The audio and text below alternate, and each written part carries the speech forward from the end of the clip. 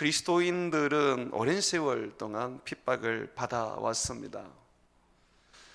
지금도 많은 곳에서는 핍박을 받고 있습니다. 가까운 이웃 중국은 많은 선교사들이 다 추방이 되었고, 중국에 있는 우리 성도들은, 중국 성도들은 지금 국가에 좀 관화된 그런 어떤 종교 탄압으로 인해서 많은 어려움들을 겪고 있습니다. 이제는 예수 믿는 것이 미운 물건을 넘어서서 마치 매국노처럼 취급을 당하고 있습니다. 참으로 안타깝습니다. 감옥에 갇히는 것은 이제는 그냥 상식적으로 되어가는 것 같아서 중국에서 지금 사역하고 있는 우리 중국 성도들의 이야기들을 들어보면 참 고통이 말로 형용할 수 없습니다. 이런 예수님을 믿으면서 가지는 이 핍박들, 아무리 생각해도 정상적이지는 않는 것 같아요. 우리가 예수님 믿는다고 해서 사람들에게 해를 입히거나 또는 국가에 어떤 문제를 일으키는 것이 없지 않습니까?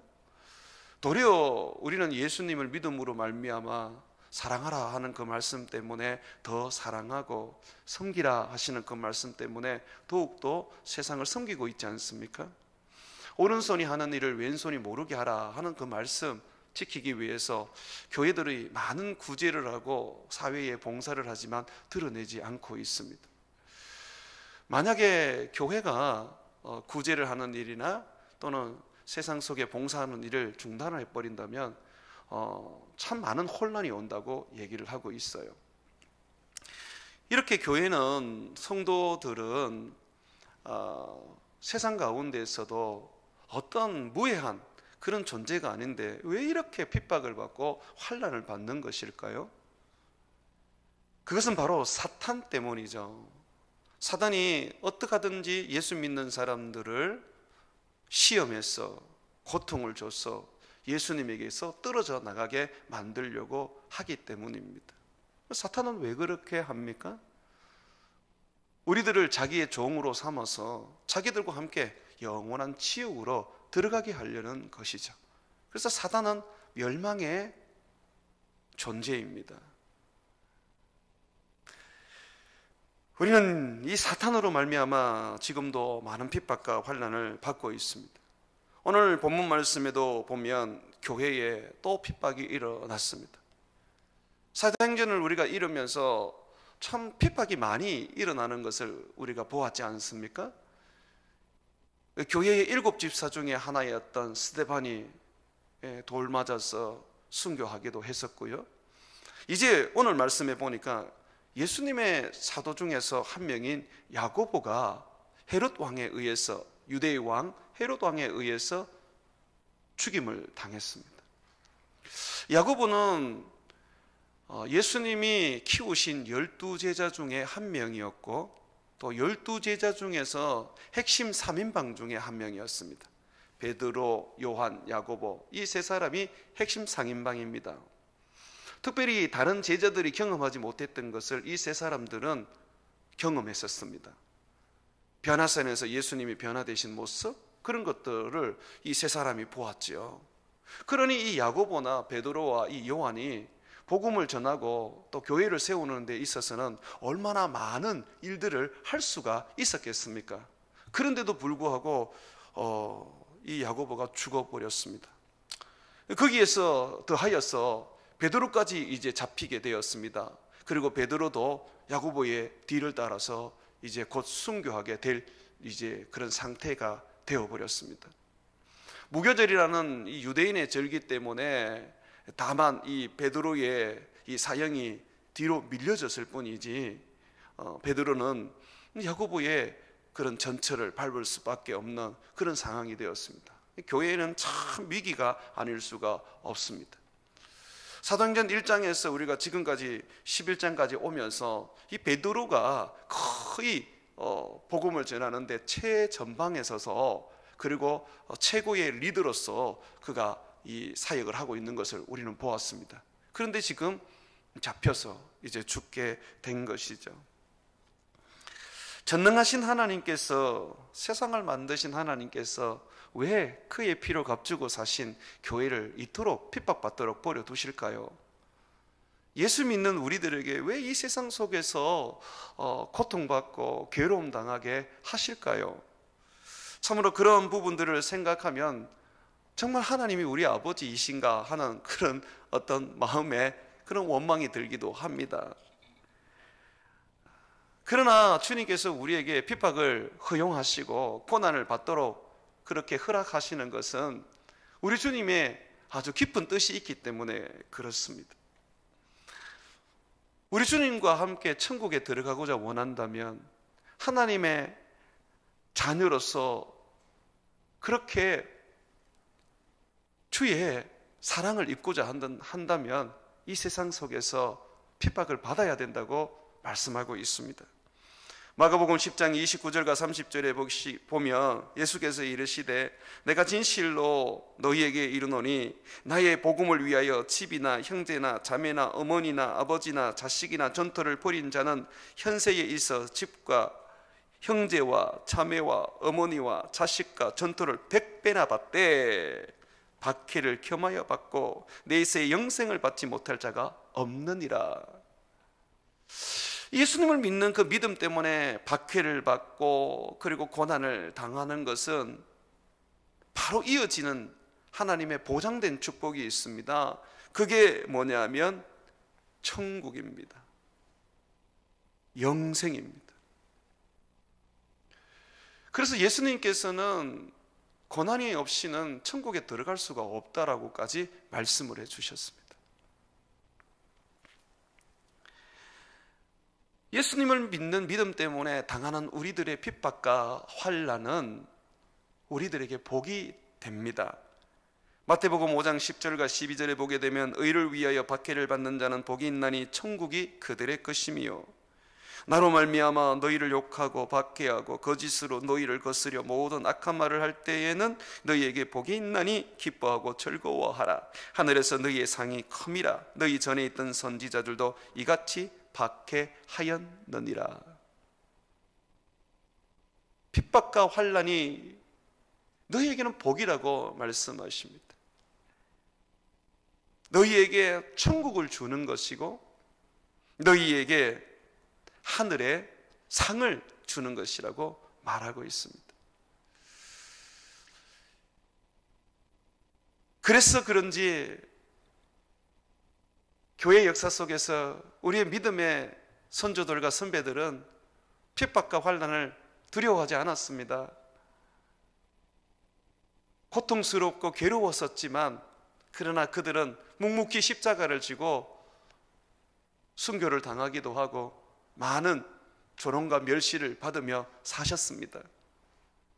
그들은 하늘에 있는 하나님의 나라를 바라보았고 하나님이 약속하신 하나님의 상을 소망하였기 때문에 그렇지요.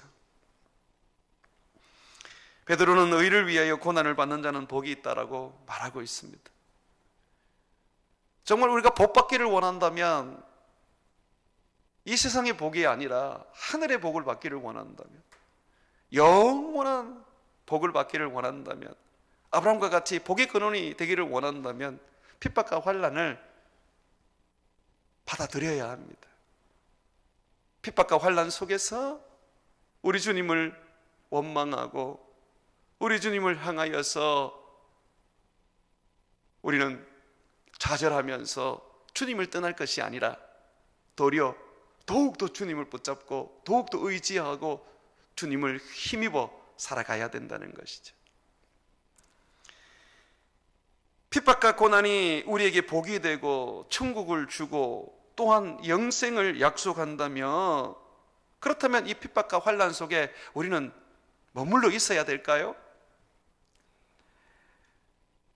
그렇지는 않습니다. 예수님은 우리에게 핍박이 오고 환난이 올 것이라고 말씀하시지만 악에서 구하여 달라고 기도하라고 가르치셨습니다. 악이라는 것은 사탄을 말하는 것입니다. 사단으로부터 오는 모든 시험을 말하는 것이고 모든 고난과 고통을 말하는 것입니다. 주님은 환난과 핍박 속에서 주님께 우리를 구원해 달라고 그렇게 기도하라고 가르치셨습니다. 주님 또한 그는 다가오는 큰 핍박 속에서 주님 앞에, 하나님 앞에 기도를 드렸습니다. 십자가에 못 박히시기 전날 겟세마네 동산에 올라가셔서 무릎을 꿇고 땀이 핏방울처럼 변하도록 애써서 간절하게 기도하셨습니다. 주여, 이 잔을 내게서 거두어 주옵소서. 이 잔이라는 것은 십자가를 지시는 것을 말합니다. 예수님의 죽음을 말합니다. 주님, 내가 죽지 않고도 하나님의 뜻을 이룰 수 있으면 주님, 내가 죽지 않게 해주십시오. 주님, 내가 십자가를 지지 않고도 내가 세상을 구원할 수 있다면 주님, 이 십자가를 거두어 주십시오. 그러나 주님은 결국 그의 기도의 마지막은 그러나 내 원대로 마옵시고 아버지의 뜻대로 되기를 원합니다 라고 하면서 자신을 온전히 헌신하셨습니다. 예수님 그러한 삶을 보여주시면서 너희의 삶도 바로 이렇단다 라고 얘기하고 계십니다. 누구든지 내 제자로서 나를 쫓으려면 자기 자신을 부인하고 자기 십자가를 지고 나와 같이 아버지의 뜻을 위하여 죽어야 한단다 라고 말씀하십니다. 야고보 사도는 예수님의 동생 이 야고보는 우리에게 이렇게 가르칩니다. 너희 중에 고난당하는 자가 있느냐? 그는 기도할 것이요 즐거워하는 자가 있느냐? 그는 찬송할지니라. 고난은 우리가 받아야 하는 것이고 핍박은 우리가 받아들여야 할 그러한 우리의 여정 속에서 과정이지만, 그러나 또한 그 고난과 핍박이 우리에게 주어질 때 우리는 그것을 이겨야 하고 또한 거기에서 건져냄을 얻기 위하여 기도해야 합니다. 그래서 고난 생각하면, 핍박 생각하면 항상 따라와야 하는 것이 뭐냐면 우리들의 반응입니다. 기도입니다. 어찌 보면 주님께서 우리에게 기도시키려고 핍박을 주시고 고난을 주실 수 있습니다. 뭔가 잘 되는 것 같고 뭔가 형통한 것 같은데 주님께서 우리들에게 갑자기 다시 어려움을 주시고 뭔가 고통스러운 일들이 일어나게 하시는 것은 기도하게 하시려고 하시는 것입니다. 저도 그렇지만 대부분 분들이 그러신 것 같아요. 아무리 믿음이 좋아도 어렵고 힘들 때는 막 밤낮으로 하나님 앞에 기도하고 간절하게 하나님의 그 은혜를 의지하는데요, 그 어려움이 해결이 되거나 또는 문제가 해결이 되고 핍박이 없어지면 기도를 중단하게 되는 것을 보게 됩니다. 그러니 어찌 보면 이 핍박과 환난이 우리의 영적인 삶에 있어서는 유익이 되는 것 같아요. 편안한 가운데서 기도를 놓치고 사는 것보다 고통 속에서 기도를 하는 삶이 더 복되다는 것이죠. 기도가 무엇입니까? 하나님을 찾는 것입니다. 하나님과 가까이 하는 것입니다. 하나님과 동행하는 것이죠. 하나님과 동행한다는 사람들이 기도하지 않는다, 그건 거짓말이죠.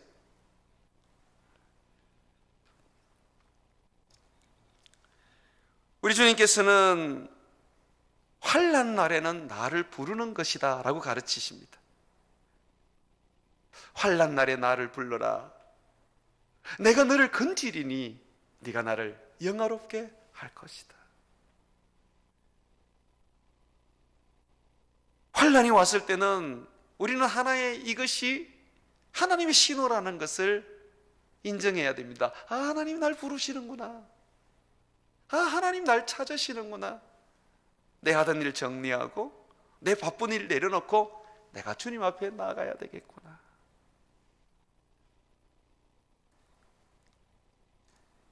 여러분들도 자식이 있지 않습니까?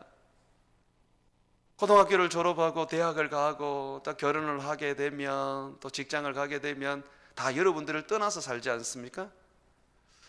그렇지만 여러분 어떠세요? 늘 마음에 아이들이 나를 찾아와서 나와 시간을 보내기를 원하고 전화라도 한 통 해주기를 원하고 아이들의 그 목소리가 듣고 싶어지고 그러지 않습니까? 하나님 우리 아버지도 똑같으신 거예요. 그래서 하나님은 우리들을 가까이 하고자 하실 때, 우리를 부르시고자 하실 때에 환난을 주시는 것 같아요. 핍박을 주시는 것 같아요. 한국에 뿐만 아니라 전 세계에 이 코로나 바이러스로 환난이 온 것은 저는 하나님이 우리를 부르는 그의 부르심이라고 생각합니다. 이 부르심 속에 너무 자기 일만 애써서 힘써서 하려고 하지 말고 이 환난을 뚫고 나가려고 하루 종일 일만 하지 마시고 주의 부르심 앞에 잠시 모든 걸 내려놓고 나와서 예배하며 기도하며 주님과 시간을 가지십시오. 그럴 때에 우리에게는 놀라운 하나님의 축복이 일어납니다. 교회에 불어온 핍박, 오늘 말씀에는 야고보 사도가 죽었고 그리고 베드로가 감옥에 갇혀서 곧 죽게 되었습니다. 베드로는 살아날 가망성이 전혀 없었습니다. 헤롯은 백성들이 너무 이 기독교인들을 핍박하고 특히 기독교의 지도자들을 죽이는 것을 행복해했기 때문에 그의 정치적인 야망으로 인해서 반드시 베드로를 죽여야만 했습니다. 그래서 베드로 이 한 사람을 죽이는 그 순간까지 이 베드로를 지키기 위해서 군사 4명씩 4조로 나눠서 격급이 사서 지켰습니다. 그러니까 한 명 때문에 16명의 군인이 이 베드로를 지키고 있었던 것이죠. 심지어 이 베드로가 이 감옥에 있을 때는 2명의 군인을 베드로에게 붙여서 베드로 팔에 함께 이 쇠사슬을 메고 그 옆에서 잠을 자고 그 옆에서 함께 감옥살이 아닌 감옥살이를 했었습니다.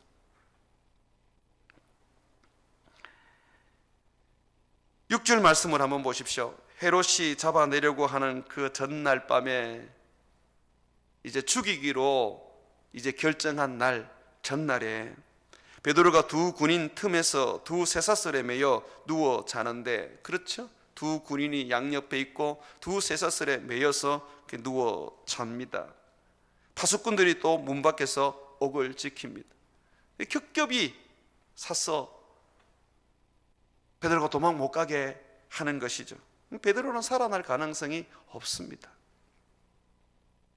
그래서 교회가 이 일을 하나님 앞에 아뢰면서 기도하기 시작했습니다. 환난이 오면 교회는 항상 기도합니다. 핍박이 오면 교회는 모여서 기도합니다. 그 기도가 어찌 보면 가장 연약한 모습 같고 할 것이 없으니까 그거라도 해야 되겠다라고 하는 것처럼 보이지만 사실은 그렇지 않습니다. 가장 강력한 하나님의 능력과 하나님의 역사를 일으키는 구원의 방법입니다. 우리 아버지 하나님은 전능하신 하나님이시고 온 세상을 창조하신 창조주이기 때문에 그의 자녀인 우리가 예수의 이름을 힘입어서 아뢰고 부르짖고 구하면 아버지께서는 들어 응답해 주시는 것이죠. 그래서 우리가 드리는 기도는, 어려울 때 드리는 기도는, 힘겨울 때 드리는 기도는, 핍박과 환난 속에서 주님을 찾는 기도는 가장 연약한 것이나 또는 할 것이 없어서 하는 것이 아니라 가장 강력한 하나님의 도우심을 받는, 그리고 우리의 구원함을 얻을 수 있는 능력이라는 것입니다. 기도는 능력입니다. 5절 말씀해 보십시오. 이에 베드로는 옥에 갇혔고 교회는 그를 위하여 간절히 하나님께 기도하더라. 간절히 하나님께 기도를 드렸습니다. 자, 이렇게 간절히 기도 드렸더니 하나님께서 죽기 전날 밤에, 사형당하기 전날 밤에 천사를 보내어 주십니다. 그리고 그 천사가 감옥에 갇혀 있는 베드로를 풀어내는데요, 겹겹이 사서 베드로를 도망 못 가게 그렇게 사람들이 16명이나 지켰지만 무용지물이었습니다. 아무도 천사가 왔는지 알지도 못했고, 그리고 베드로 손에 있는 그 쇠사슬을 풀어내도 깨닫지를 못했습니다. 옥문을 열어도 깨닫지를 못했습니다.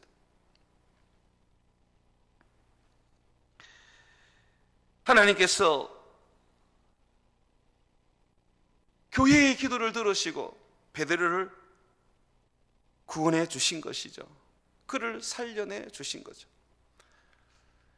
그런데 우리가 오늘 본문 말씀을 보게 되면 교회는 기도는 하고 있었지만은 베드로가 구원을 받을 것이라는 것을 전혀 기대하지 않았습니다.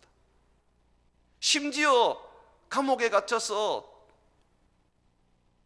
내리면 죽을 수밖에 없는 이 베드로조차도 하나님이 자기를 구원해 주실 것이라는 것에 대하여 상상도 하지 않았습니다. 베드로는 기도하면 하나님의 음성을 듣는 사람이었는데 아마 하나님께서 내가 너를 구원해 줄 것이다 라고 말씀을 안 해주셨기 때문이 아닐까라는 생각을 합니다. 베드로는 그저 야고보의 뒤를 따라서 나도 죽는다 라고 생각했던 것 같아요. 이 세상에서 살아가는 것도, 주를 위하여 살아가는 것도 유익하지만, 그러나 주님 계시는 저 천국에 가는 것이 어찌 보면 더 그에게는 원하는 것일 수 있었을 겁니다. 그렇기 때문에 죽음이 두렵지 않았었죠. 근데 하나님께서는 은밀한 중에 교회의 기도를 들으시고 간절히 부르짖는 그 기도 속에 천사를 보내어 아무도 알지 못하는 그런 상황 속에서 베드로를 건져내십니다. 주님은 우리들에게 이 약속을 하셨어요. 요한복음 14장 13절과 14절에 보게 되면 너희가 내 이름으로 무엇을 구하든지, 여기를 보면 무엇을 구하든지 돼 있잖아요. 어떤 것을 구하든지 내가 행하리니. 누가 한다 그래요? 예수님이 행하리니 이는 아버지로 하여금 아들로 말미암아 영광을 받으시게 하려 함이라. 내 이름으로 무엇이든지 내게 구하면 내가 행하리라. 기도는 연약한 자들이 하는 게 아닙니다. 기도는 하나님의 능력을 아는 자들이 하는 것입니다. 기도는 세상을 바꾸고 내 삶을 변화시키고 인생을 역전시키는 최고의 능력입니다. 하나님이 주신 능력, 은사를 통하여서도 할 수 없는 것을 기도로 할 수가 있습니다.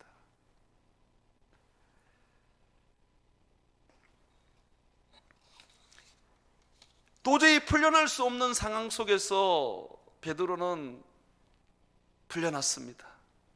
본인도 전혀 풀려날 것이라는 기대를 하지 않았었지요. 왜냐하면 베드로는 깊은 잠에 빠져 있었습니다. 감옥에서.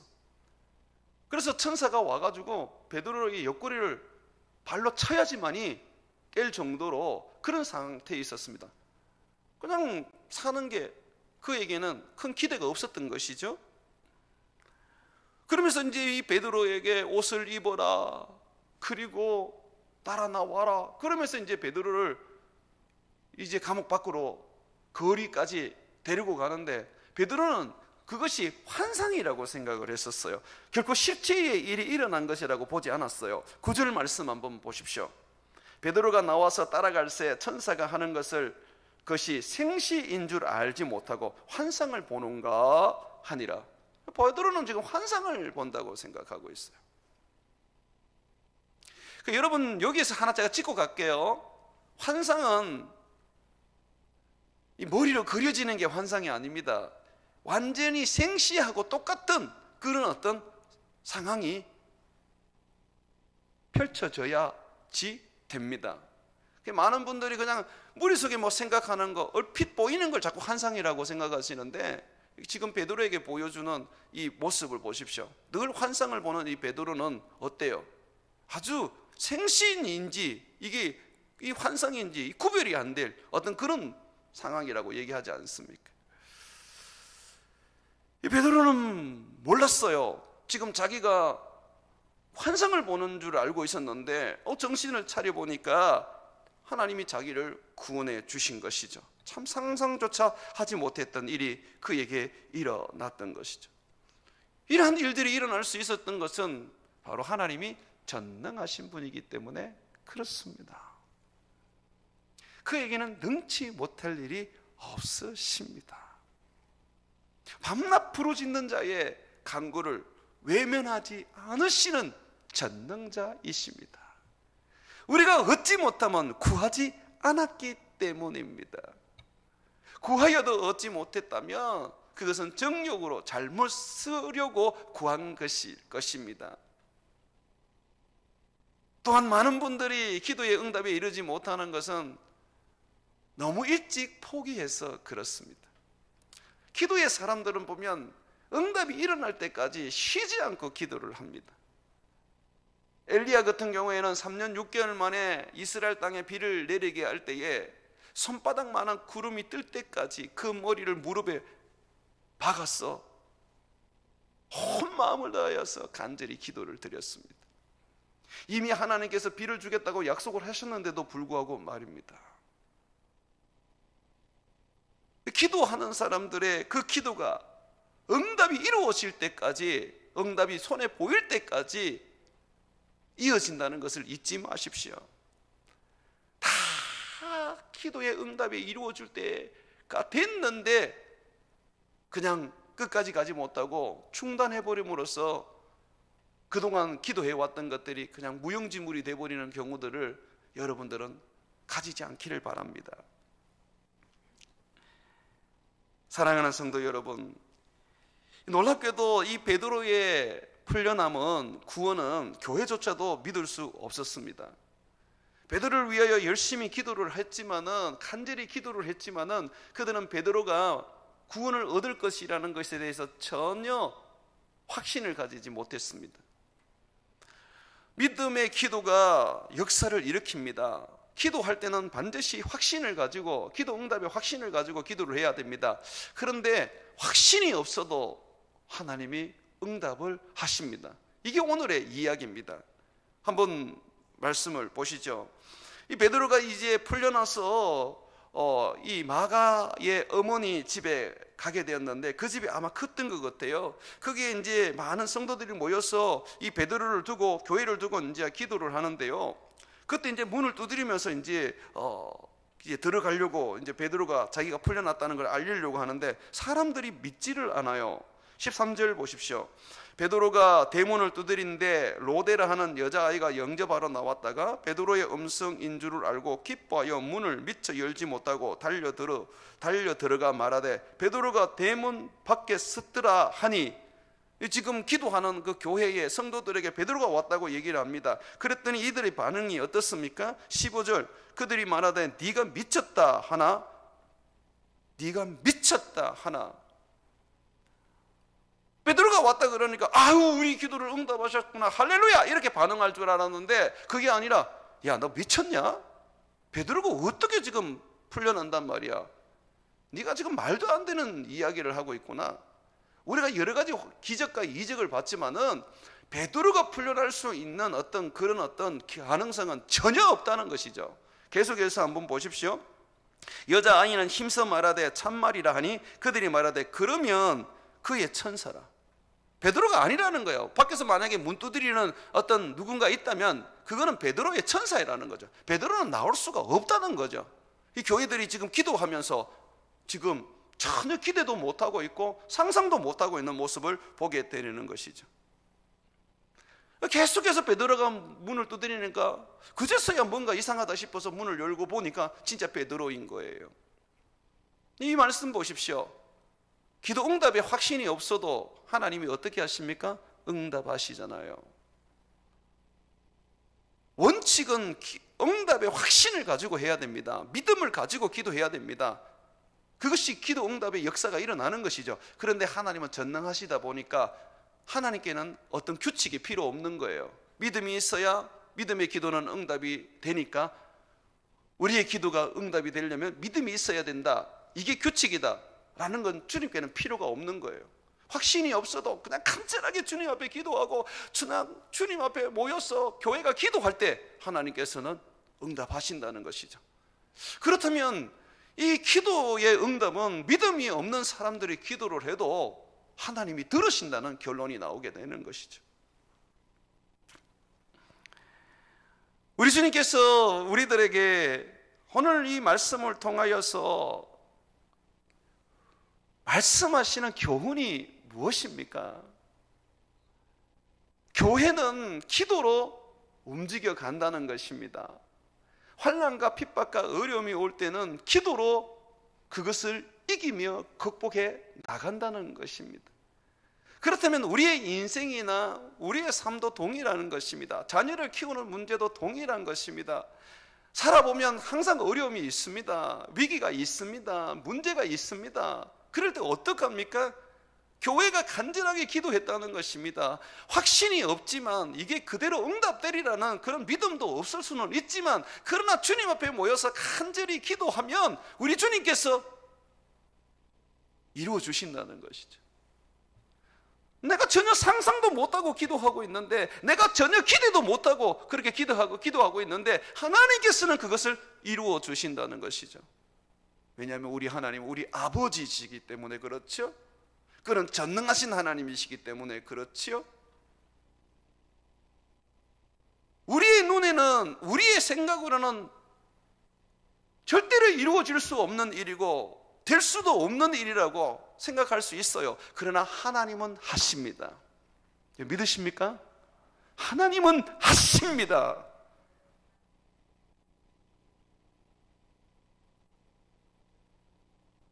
그가 그의 아들을 우리에게 주신 것처럼 주님은 모든 것을, 상상조차 할 수 없는 것들을 우리 주님은 주시는 것입니다. 그래서 우리 하나님은 전능자시고 멋진 우리의 아버지이신 것이죠. 이 기도의 응답은 베드로를 구원한 것으로 끝나지 않았어요. 교회를 핍박했던, 야고보 사도를 죽이고 베드로를 옥에 갇혀서 죽이려고 했던 헤롯을 심판하는 놀라운 하나님의 능력으로 이어지게 됩니다. 헤롯이요, 이 일로 인하여 나중에 죽게 됩니다. 헤롯이 하나님의 영광을 취하여 하나님께 영광을 돌리지 않음으로 말미암아 죽었다고 그렇게 성경은 말하고 있는데요, 이미 헤롯은 그전부터도 하나님의 영광을 가로챘습니다. 백성들 앞에서 자기가 신과 같은 존재로 늘 군림을 했습니다. 그런데 왜 그전에는 하나님께서 이 헤롯을 징계하지 않으시고 심판하지 않으셨습니까? 하나님이 그를 살려두신 것은 그에게 회개의 기회를 주기 위한 것이었습니다. 그런데 하나님께서는 왜 이번에는 하나님께 영광을 돌리지 않으려 하고 백성들이 이 왕을 향하여서 막 칭송하고 신의 목소리다 그랬을 때에 이 헤롯을 주님께서 살려주지 않으시고 하나님의 영광을 가로챈 죄로 죽여버렸었습니까? 심판하셨습니까? 교회를 해야 하니까 하나님이 회개의 기회를 주지 않는 거예요. 교회를 핍박하고 성도들을 고통스럽게 하고 억압하고 조롱하고 멸시하고 그렇게 하는 것은 바로 예수님께 그렇게 하는 것입니다. 교회를 핍박하고 나를 고통스럽게 만드는 것이 아니라 예수님을 핍박하고 예수님을 고통스럽게 만드는 것입니다. 그런 자에게는 주님께서 회개의 기회를 주지 않습니다. 그러니 우리가 참 놀라운 우리의 기도 속에 하나님께서 그의 응답을 주시는 거예요. 베드로의 구원과 함께 주님은 원수를 심판하셨습니다. 주님은 우리가 원수 갚는 것을 원치 않습니다. 그래서 원수들이 이 목마르거든 마시게 하고 줄이거든 먹이게 하고 헐벗거든 입히라 그럽니다. 그러면서 숯불을 그들 머리 위에 올려놓으라 그러시는데요, 원수 갚는 것은 내게 있으니 내가 갚아주리라. 우리가 기도하니까, 이 교회가 기도하니까 주님이 헤롯을 심판하시는 것이죠. 이 기도는 또한 여기서 끝나지 않았습니다. 응답이요. 이 일로 인해서 온 성도들이 하나님이 자기와 함께 하시고 자기를 구원해 주시고 자기를 지켜주시고 자기의 원수 헤롯을 심판하시는 모습을 보면서 더욱 복음을 전하여서 하나님의 말씀이 흥황하여지는 대부흥의 역사가 일어나게 되었습니다. 24절 보십시오. 하나님의 말씀은 흥황하여 더하였더라. 그렇죠. 참 놀라운 일이지 않습니까? 우리는 하나만 두고 기도했는데, 교회는 베드로 구원 그 하나만 두고 기도했는데, 주님은 베드로를 구원할 뿐만 아니라 주님께서는 핍박자 헤롯을 심판하시고, 그리고 핍박으로 말미암아 교회가 정체되고 교회가 복음을 전하는 일을 멈추었는데, 다시 하나님께서는 불길이 솟아오르듯이 활활 타오르게 하여서 대부흥을 이루시고, 뿐만 아니라 주님께서는 이 일을 그때에 함께 있었던 바나바와 사울, 안디옥 교회에서 보내었던 이 바나바와 사울을 배우게 하여서 바나바와 사울은 안디옥 교회로 돌아가서 온 성도들과 함께 기도에 전념하게 하였습니다. 그것이 13장 1절부터 3절에 나오는 말씀이죠. 그 13장 2절을 한번 보십시오. 주를 섬겨 금식할 때에 성령이 이르시되, 그저 기도에 전념하게 되는 것이죠. 그러니까 이 바울과 바나바가 안디옥 교회를 세울 때는 처음에는 성경을 가르치고 말씀을 가르치는 데 전념을 했어요. 그런데 이 성경을 가르치고 이 말씀을 가르치는 일에 있어서 큰 역사가 일어날 때 보십시오. 기도가 필요하더라는 것이죠. 어찌 보면 안디옥 교회 바울과 바나바에게 가르치게 하시려고 바울과 바나바가 예루살렘에 있을 때에 교회에 큰 핍박이 불어서 야고보가 죽고 베드로가 감옥에 갇혔을 줄도 모릅니다. 이 기도의 능력을 가르치시려고요. 안디옥 교회가 이제 그 기도로 말미암아 성령의 음성을 듣고 처음으로 세계 선교를 하게 됩니다. 놀랍지 않습니까? 이 기도로 하나님이 그 일들을 이루어가는 거 보십시오. 사랑하는 성도 여러분, 여러분들은 그동안 이 베들로 교회에서 5년 동안 열심히 말씀을 배우셨어요. 누구보다도 성경에 있어서 여러분들은 많이 배우신 분들이고 들은 분입니다. 이제 여러분에게 필요한 것은 기도입니다. 배운 말씀을 붙잡고 주님 앞에 간절히 기도함으로써 주님의 나라와 또 주님이 내게 주신 가정과 내게 주신 기업에 하나님이 놀라운 능력과 역사와 축복을 이루게 만드셔야 합니다. 주의 말씀을 배우셨습니까? 여러분의 영혼이 사셨습니다. 여러분의 영혼이 만족하셨습니다. 이제 기도하십시오. 여러분의 영혼에서 능력이 나갈 것입니다. 기도하십시오.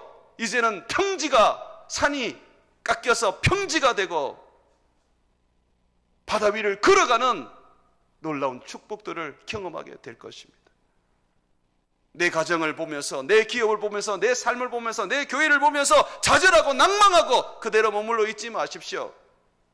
하나님의 역사가 일어나도록, 하나님의 권능이 일어나도록, 상상조차 하기 힘든 하나님의 기도의 응답이 나타나도록 이제 여러분들이 기도하시기를 주의 이름으로 축원을 드립니다.